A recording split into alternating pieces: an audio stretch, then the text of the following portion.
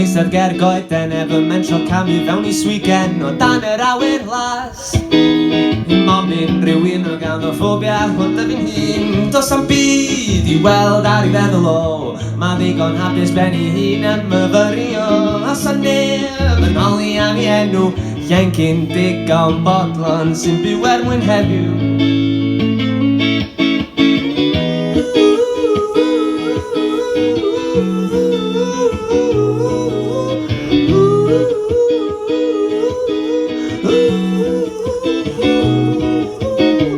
Hwyrach yn y pnawn ei ben dal yn y gwynt yn cadw gliro unrhyw helynt ei bot e wyn yn llawn. Does am byd I weld ar I feddwl o. Mae ddigon hapus ben I hun yn myfyrio. A sa neb yn holi am I enw. Ieuencyn digon bodlon sy'n byw mwyn heddiw.